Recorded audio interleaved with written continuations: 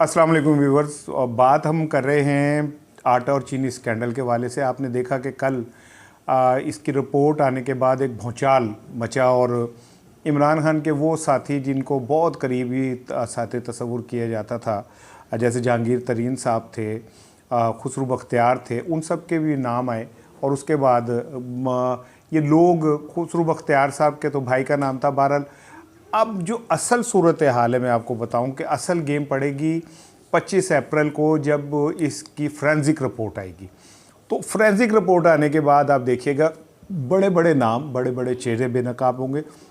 ना सिर्फ बेनकाब होंगे बल्कि इमरान खान, पहली दफ़ा आप देखेंगे कि इमरान खान एक बहादुरी से डिसीजन लेंगे कुछ चीज़ों के हवाले से। गो अभी भी इमरान खान को क्रेडिट जाता है कि उन्होंने इन हालात में डिसीजन लिया, लेकिन आने वाले दिनों में आप देखेंगे कि बहुत बड़े पैमाने पे विफाकी काबीना में आप चंद दिनों में आप बड़ी तब्दीलियां देखेंगे। वो पैरा ट्रूपर्स जो इधर उधर से आए थे, मुशीर बने या वो बने, उनको फारिग किया जाएगा। फिर इसी तरह जो सूबाई काबीना है उसमें आप बहुत बड़ी चेंजेस देखेंगे। पहले मैं सूबाई काबीना पे आपको थोड़ा सा पंजाब की सूबाई काबीना पे अपडेट करता हूँ कि इमरान खान को ये इतलात थी कि उनके कुछ वज़रा खामोशी से शहबाज शरीफ साहब के साथ भी राब्ते में और चौधरी परवेज़ इलाही के साथ भी राब्ते में, और अब जहांगीर तरीन साहब की दूरी होने के बाद पंजाब में एक ट्राइका बना जिसमें जहांगीर तरीन, परवेज़ इलाही और मियाँ नवाज शरीफ, शहबाज शरीफ साहब ये शामिल हैं। और इसमें कुछ वो लोग भी शामिल हैं जो किसी हद तक नाराज़ हैं पीटीआई से,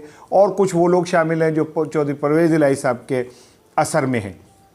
कुछ जहांगीर तरीन साहब के असर के लोग शामिल हुए।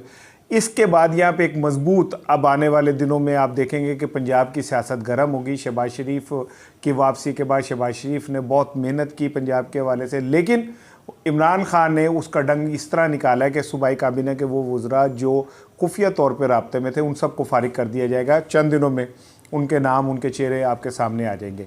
इसी तरह विफाकी काबीना में भी एक नई टीम आप देखेंगे, चंद दिनों में एक नए चेहरे आपके सामने आएंगे। और इसमें मैं एक दिलचस्प बात बताऊं कि हो सकता है कि शेख रशीद साहब उस काबीना का हिस्सा ना हो, और हो सकता है कि शेख रशीद साहब पहले ही काबीना से इस्तीफ़ा दे दें, क्योंकि शेख रशीद के और इमरान खान के जो करीबी साथी हैं उनमें शदीद इख्तलाफात हैं, और ये इख्तलाफात अब आहिस्ता आहिस्ता ज़बानों पर आ रहे हैं। इससे पहले कि इस तरह की सिचुएशन बने कि शेख रशीद और इमरान खान में दूरी हो, मेरा ख्याल है कि शेख रशीद साहब इस्तीफ़ा दे देंगे, क्योंकि इस बार मुझे नहीं लगता कि उन्हें काबीना में, मेरी इतलात भी यही है कि उनको शायद काबीना में जगह ना मिले। इसलिए हो सकता है कि शेख रशीद को रिप्लेस किया जाए। कुछ और नए चेहरे भी सामने आएंगे, ये पुराने कुछ चेहरे चले जाएंगे। लेकिन ये वफाकी काबीना में क्यों तब्दीली हो रही है और पंजाब काबीना में क्यों तब्दीली हो रही है, ये इस बात की अलामत है कि इमरान खान शायद ये तय कर चुके हैं कि वो अपनी सियासी इनिंग जो है इस बार अपनी मर्ज़ी से खेलेंगे, और वो पैरा ट्रूपर्स जिन्हें ज़बरदस्ती उनके साथ चिपकाया गया उनसे जान छुड़ा के अपनी मर्ज़ी के नए चेहरे सामने लेके आएंगे। ये ख़तरनाक खेल है, इसमें जीत भी हो सकती है और हार भी हो सकती है।